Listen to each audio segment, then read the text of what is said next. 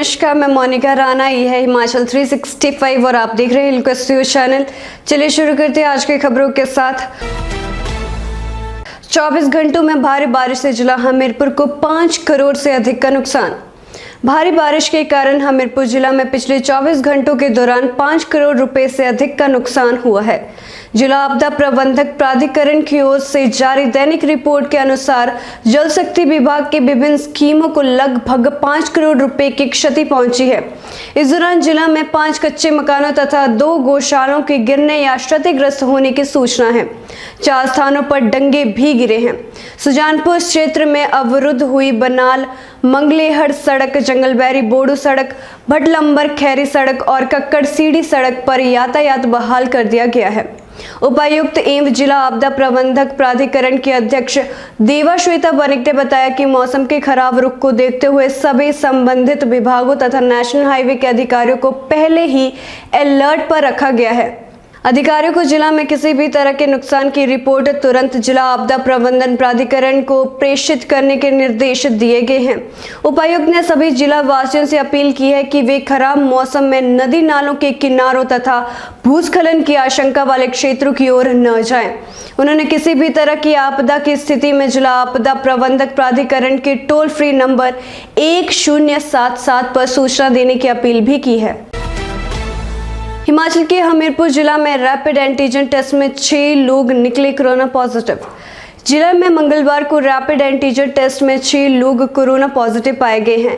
मुख्य चिकित्सा अधिकारी डॉक्टर RK अग्निहोत्री ने बताया कि जिला में मंगलवार को रैपिड एंटीजन टेस्ट के लिए कुल 1540 सैंपल लिए गए थे, जिनमें से 6 पॉजिटिव निकले। डॉक्टर अग्निहोत्री ने बताया कि जलाड़ी में 39 वर्षीय महिला, 15 वर्षीय लड़के और 10 वर्षीय लड़की की रिपोर्ट पॉजिटिव आई है।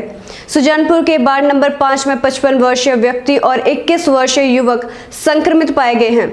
इनके अलावा भोरंग क्षेत्र के गांव चंबो में 69 वर्षीय वरिष्ठ नागरिक पॉजिटिव पाए गए हैं। कांगड़ा में एक सप्ताह में 60 करोड़ का नुकसान। हिमाचल प्रदेश के कांगड़ा जिले में भारी बारिश से कई संपत्तियों को नुकसान पहुंचा है। डीसी कांगड़ा निपुण जिंदल ने कहा कि कांगड़ा में बुधवार के लिए येलो अलर्ट जारी हुआ है। उन्होंने कहा कि पिछले सप्ताह जिले में 60 करोड़ रुपए का नुकसान हुआ था। क्षतिग्रस्त क्षेत्रों में बहाली का काम शुरू कर दिया गया है। हिमाचल मंत्रिमंडल की बैठक 22 जुलाई को। हिमाचल प्रदेश मंत्रिमंडल की बैठक 22 जुलाई को दोपहर 3 बजे राज्य मुख्य अतिथि गृह पीटर हॉल में प्रस्तावित है। मुख्यमंत्री जयराम ठाकुर की अध्यक्षता में होने वाली इन बैठकों में 10वीं और 12वीं कक्षा के छात्र छात्राओं को शिक्षकों के परामर्श के लिए स्कूल आने की छूट मिल सकती है। कोचिंग सेंटर को खोलने और शिक्षा स्वास्थ्य विभागों में 4000 से ज्यादा पदों को भरने पर भी मंथन होगा। कोरोना की तीसरी लहर से निपटने की तैयारियों की समीक्षा भी की जाएगी। 2 अगस्त से प्रस्तावित विधानसभा के मॉनसून सत्र में पेश किए जाने वाले विधेयकों के ड्राफ्ट पर भी चर्चा होगी। उधर केंद्रीय सड़क एवं आधारभूत ढांचा फंड CRIF में केंद्र सरकार ने हिमाचल प्रदेश के लिए 99.69 करोड़ रुपए मंजूर किए गए हैं।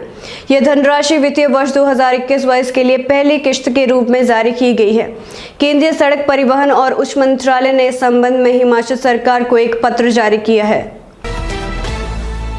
संजय कुंडू दिल्ली गए तो DGP की दौड़ में होंगे ये IPS अधिकारी।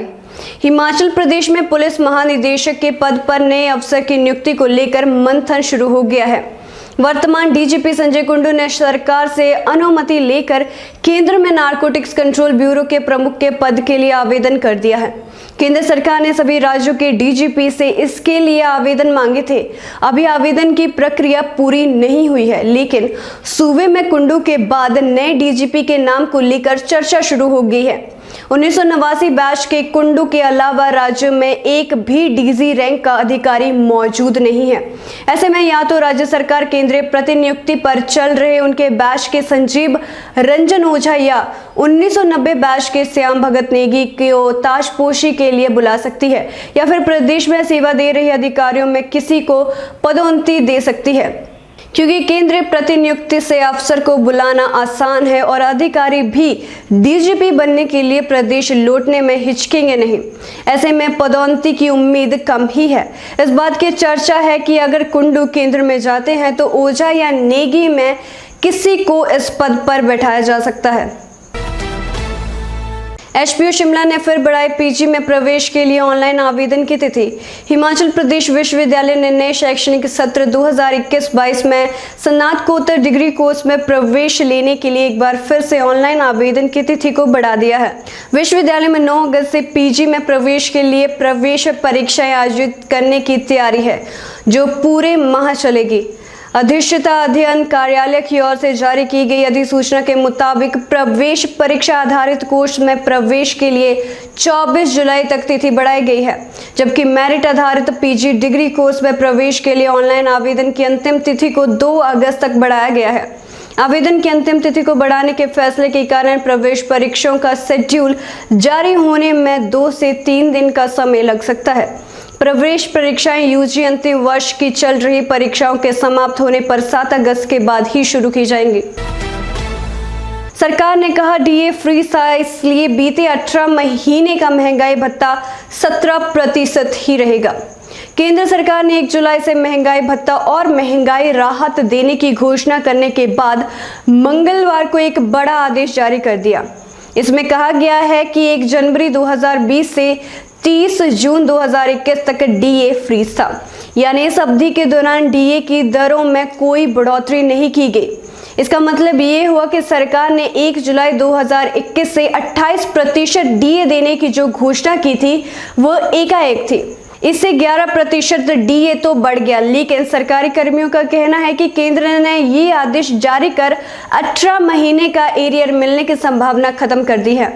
केंद्र के 48 लाख कर्मचारियों और 65 लाख पेंशनरों को अब एरियर का फायदा नहीं मिल सकेगा। अगर सरकार डीए को 1 जनवरी 2020 से ही बढ़ाना शुरू करती है तो अब तक कर्मियों के खाते में अच्छा खासा एरियर जमा होता। राष्ट्रीय परिषद जेसीएम के सचिव शिव गोपाल मिश्रा का कहना है कि केंद्र सरकार को कर्मचारियों और पेंशनरों को 18 महीने का एरियर देना चाहिए। डीए और डीआर कर्मचारियों के वेतन और पेंशन का एक हिस्सा होता है। सरकार इससे मुंह नहीं मोड़ सकती। देश की 40 करोड़ आबादी को अब भी कोरोना से खतरा, केवल 2/3 लोगों में वायरस के खिलाफ एंटीबॉडी। देश में कोरोना महामारी की स्थिति को लेकर भारतीय आयुर्विज्ञान अनुसंधान परिषद आईसीएमआर के महानिदेशक डॉक्टर बलराम भार्गव ने मंगलवार को बड़ी जानकारी दी है। उन्होंने कहा कि राष्ट्रीय सीरो सर्वे का 4था चरण संपन्न हो चुका है। इन चारों सर्वे से पता चला है कि देश की 40 करोड़ आबादी को अब भी कोरोना वायरस से संक्रमित होने का खतरा है, जबकि 2/3 लोगों में इस वायरस के खिलाफ एंटीबॉडीज पाई गई हैं। संसद के मानसून सत्र के दूसरे दिन भी नहीं चली लोकसभा की कार्यवाही।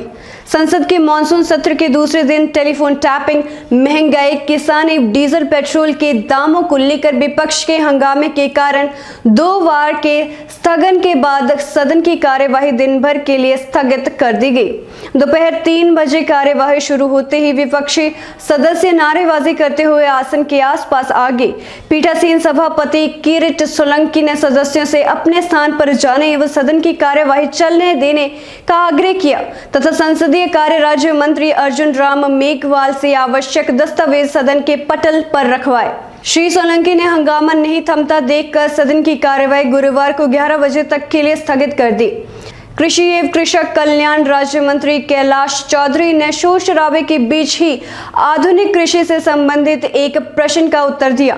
इस बीच विपक्ष के कुछ सदस्य हाथों में तख्तियां लिए सदन के बीचों बीच आ गए। श्री ओम बिरला ने एक बार फिर उन्हें शांति बनाए रखने की अपील की। उन्होंने कहा कि सदन में तख्तियां लाना नियम प्रक्रिया के अधीन नहीं है।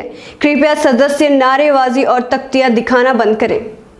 फिलहाल के लिए बस इतना ही। मैं मोनिका राणा आपसे विदा लेती हूँ। देखते रहे हिलक्वेस्ट न्यूज़ चैनल। धन्यवाद।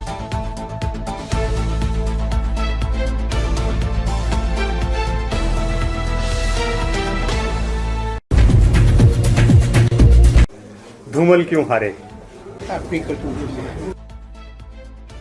सरकार जो है वो कानून व्यवस्था को नियंत्रित करने में नाकाम हो रही है। इसमें जो दोषी लोग हैं वो जेल की सलाखों के पीछे। तो rift in the party that has led to the defeat in previous election. The rift कोई नहीं थी पार्टी में। ग्रामीण शिमला की बात करते हैं। Unprecedented amount of development work in this constituency.